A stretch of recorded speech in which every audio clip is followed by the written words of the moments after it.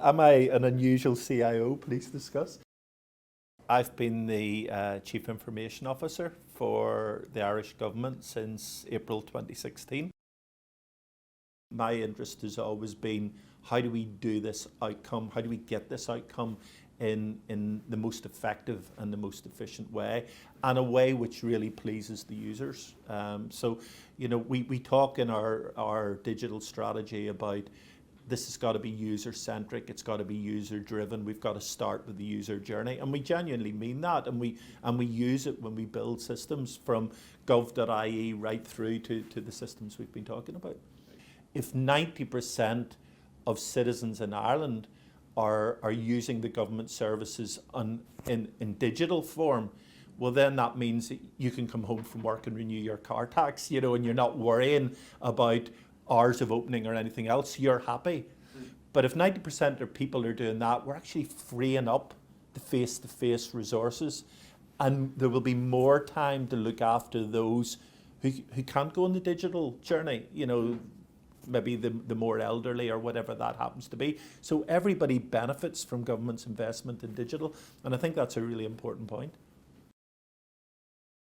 Going forward, if we need to share data, we should say specifically what problem we're trying to solve, why we need that data to solve that problem, how we're going to ensure that the people whose data that is know we're only sharing the minimum data set, why we're sharing it, and whether we'll ever retire that system. Maybe the problem won't exist too much longer. COVID was a classic example of that. And so if we do all that, then I think by and large we'll not please everybody all the time, but we'll please most of the people. And we've shown that with the positive responses to the things that we've done. If you look at what government is very, very good at, it's very good at producing credentials. As a colleague in health once said, giving you something with an imprimatur on it, which shows irrefutably that it's true. And so where we used to give you a graduation certificate with a watermark or a seal that couldn't be replicated, we can now do that using technology. So what does that mean? What that means is, first of all, that in 5 years' time, you will be able to carry your driving license and your car insurance on your phone. Because if you're anything like me, your driving license is always in the place that you didn't think it was, and so, if you do get stopped by the guards and you pull down your visor, suddenly you realized you put it in your pocket because you needed it for something else or whatever that happens to be.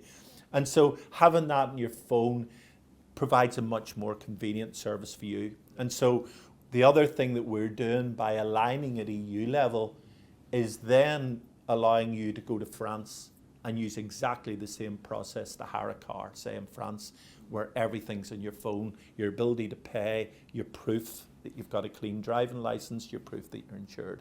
And so people will get that. People will start to get the convenience of that, and they'll start to enjoy the convenience of that.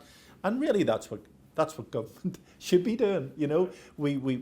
People pay taxes, and in return for those, they expect these things to be done well. The path we went through with the digital COVID certificate, if you simply think that what we did was take data of an event, turn it into a proof with a government imprimatur, and give it to you in digital format that you could then download easily onto an app on your phone, that is the template for future government services.